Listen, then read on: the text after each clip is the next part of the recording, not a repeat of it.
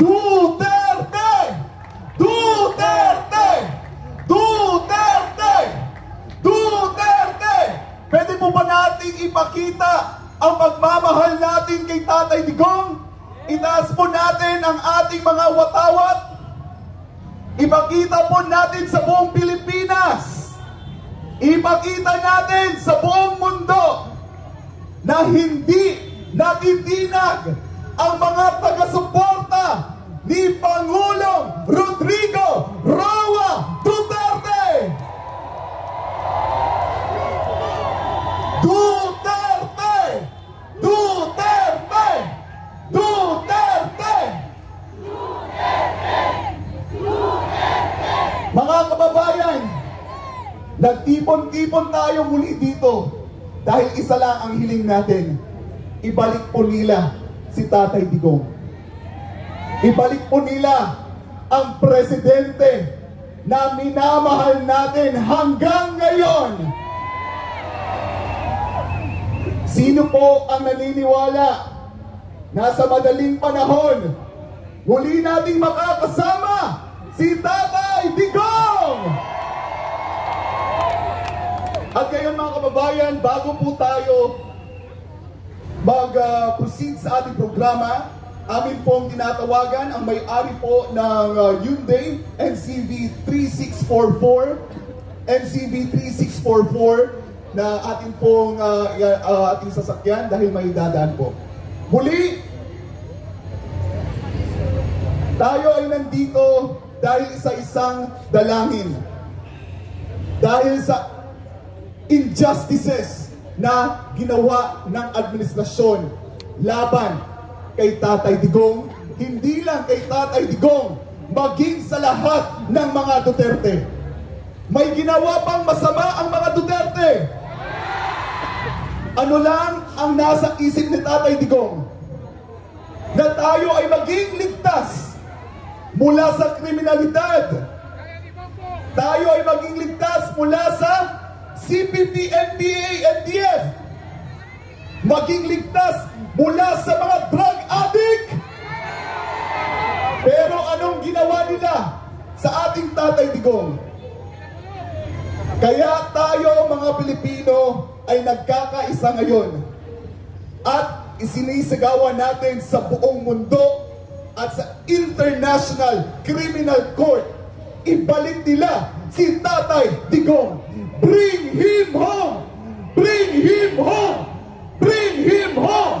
Bring him home! At sa mga oras ito mga kababayan, para magpatotoo pa sa mga sakripisyo at mga ginawa ni Tatay Digong sa ating Pilipinas at magpapatotoo rin sa opresyon, sa panggigipit ng kasalukuyang administrasyon.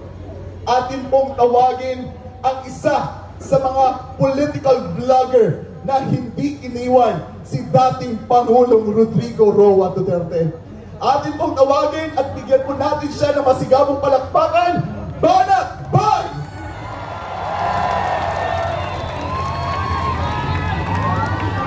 Taas ang kamay ng mga nabudol! Sino dito ang mga nabudol? Hindi kasi kayo nakinig eh. Biro lang. Pero, alam niyo po, hindi ko po talaga alam ang sasabihin ko dahil ilang araw na po kung walang tulog. Ilan dito ang walang tulog? Hindi kayo makatulog dahil sa nangyari kay Pangulong Duterte. Ilan sa atin?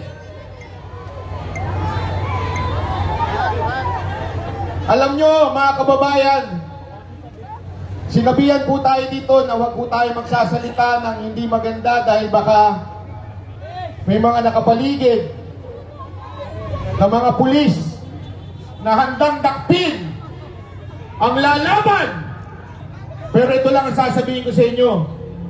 Kayong mga pulis na naandyan, alam nyo sa puso nyo na mali ang ginawa ni Torre. Alam ninyo na abusado na ang gobyernong ito. Kung hanggang ngayon nagbubulag-bulagan pa kayo, anong tawag sa inyo? Traitor sa bayan na ito! Tandaan nyo mga kababayan, mga pulis, kayo ang kakausapin ko ngayon. Sinasabi nila na hindi applicable yung Article 59. Mali po yun. Bakit? Ginamit nila ang Article 7 para hulihin si Pangulong Duterte.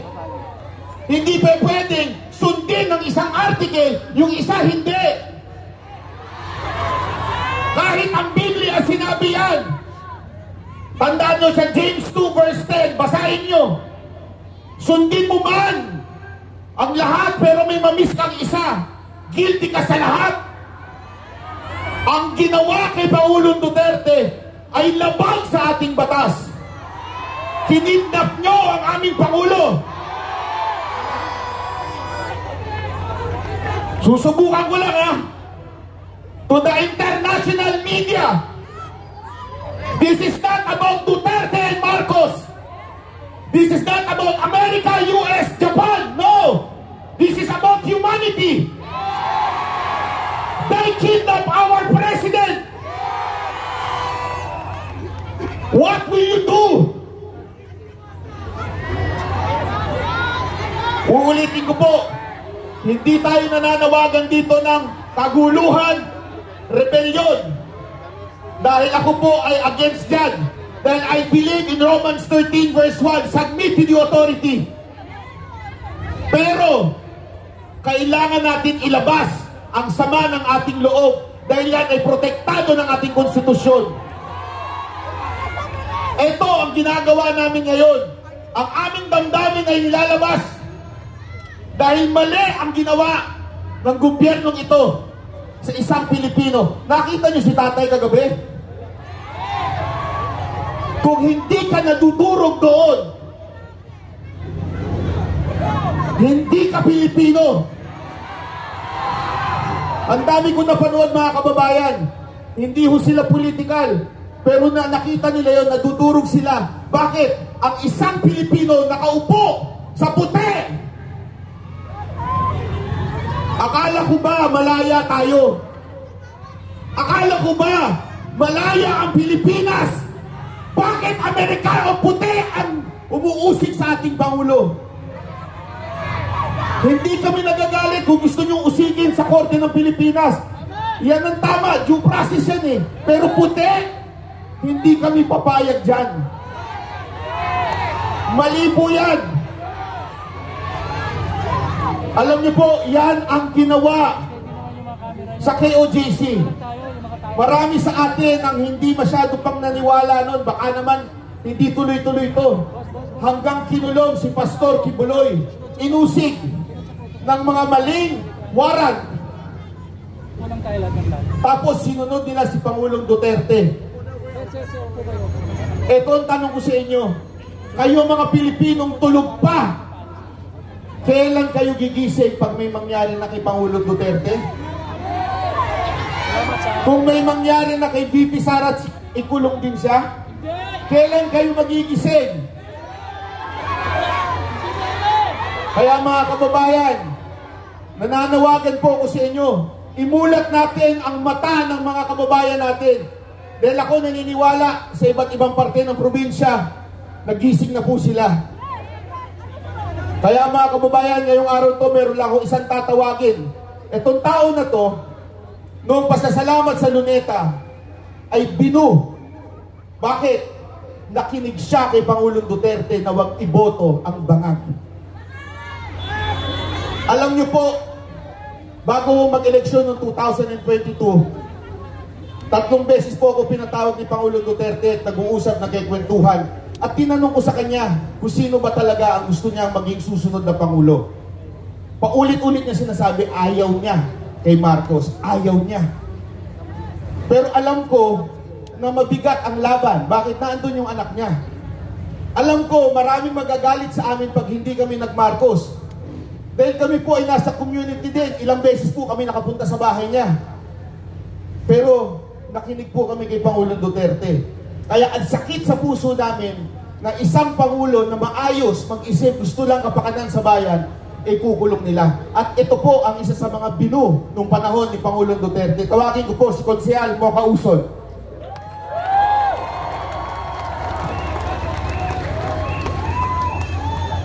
Duterte!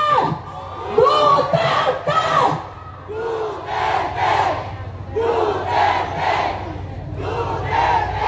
Ang mensahe ko ngayon, Tatay Digong, sana mapanood mo ito. Hindi ka namin iiwanan. Tatay Digong, hindi mo kami iniwanan. Ikaw lang ang leader ng bansa na ito na lumaban sa kriminalidad, droga at korupsyon mata sa mata.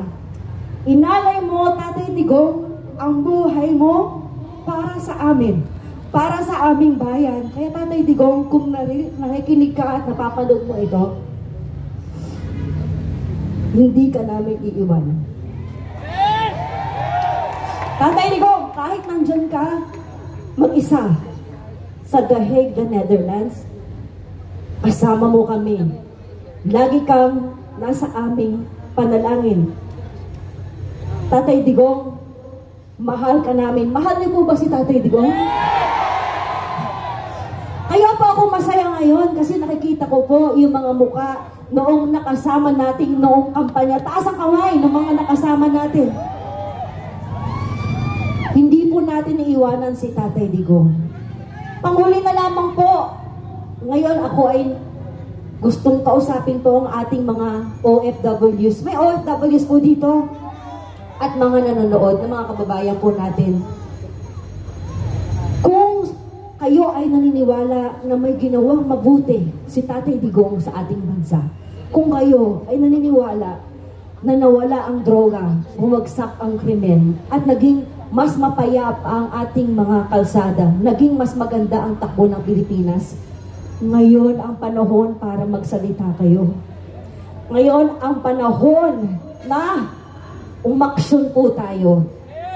Hindi ko po sinasabi na magrebelde tayo. Kahit isang tao lang ang pumunta rito, pupunta ako. Ganon din po ba kayo? Iparamdam po natin kay Tatay Digong ang ating pagmamahal at hindi po natin siya iiwanan. Ayun lamang po, maraming salamat po. Iisa lang ang kulang talaga dito eh. Sino? Si Tatay Digong. Kaya, bring back Tatay Digong!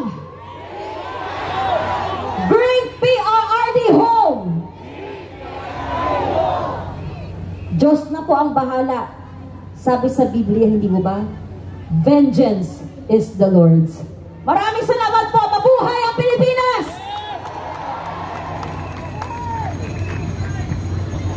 Tawagin ko naman po yung mga kasamahan ko, ang Banateros, Master Judea.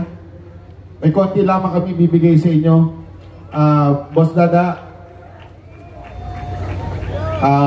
Jay Gibara, at saka itong kapatid ko. Mas matanda to si Coach Oli. Ayan, gusto lamang namin kayong bigyan bigyan nyo sila ng mga sombrero.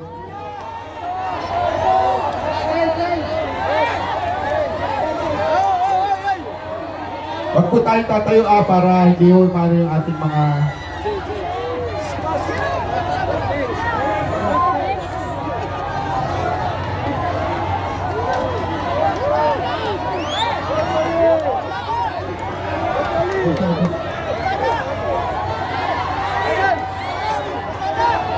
Ganito.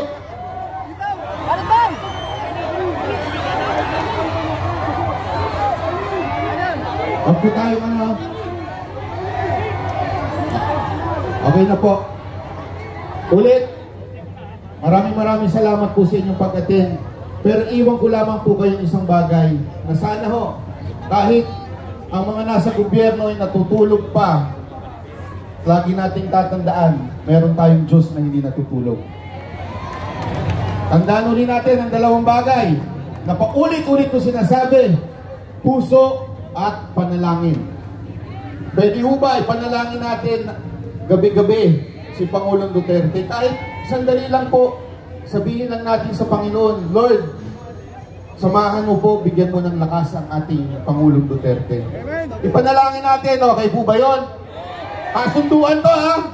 Hindi kasunduan 20 pesos pa kada bigas ha? Totoong kasunduan to.